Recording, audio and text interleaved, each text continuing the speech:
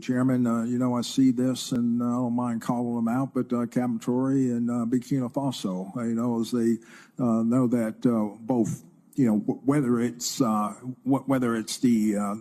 gold reserves, that is all those proceeds are just in exchange to protect the junta regime.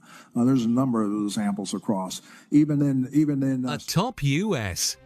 Army general has come out in a public statement saying that President Ibrahim Traoré is using his country's gold to make himself untouchable. The general claimed that Traoré is trying to avoid any outside help by using this gold as a shield to protect himself and his government. But here is where things got even more surprising. The US chose a general of African descent to make this statement, and even suggested that this same general might be sent to handle the situation personally. Yes, you heard that right. A black man from the West may be used to go after a black man leading real change in Africa. Many Africans are now asking, why is the West always trying to interfere when African leaders start standing up for their people? Why try to stop a man who is building schools, hospitals, and helping farmers grow their lives?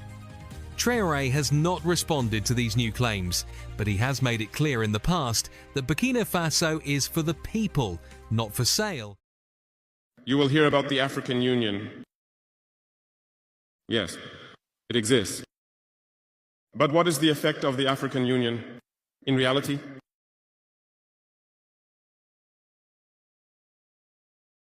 We cannot talk about integration in the theme and not talk about the African Union. Because it is this organization that should unite us, create real integration. But we regret to see these wars that persist on the African continent, killing millions of young people. And that this organization, which has heads of state, with armies, is unable to organize itself to support certain countries. The Union is not just a word. The Union is a symbol. And we, the youth, should learn a lesson from this situation to unite, to make integration a reality. I was unpleasantly surprised when Ethiopia, which hosts the headquarters of the African Union, was experiencing a conflict. And when I saw the Prime Minister put on a military uniform and announce the closure of the university in Addis Ababa to face the threat. I did not see any action from the African Union to protect these headquarters. Most Western states saw Addis Ababa falling, packing up and leaving. Ethiopia fought, found an internal solution, and is living more or less in peace today. The children of Congo have been dying for years.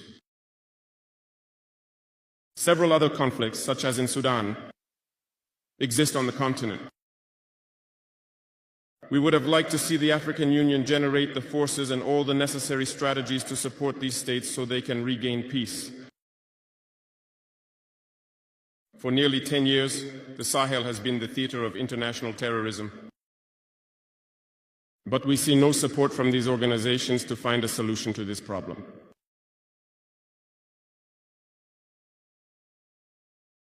Worse, a few days ago, a country foreign to Africa openly announced having supported and participated in a cowardly terrorist and barbaric attack against the forces of our confederation in Tinsawatten. The African Union did not utter a word to condemn this interference by a state outside of Africa in the internal affairs of our states.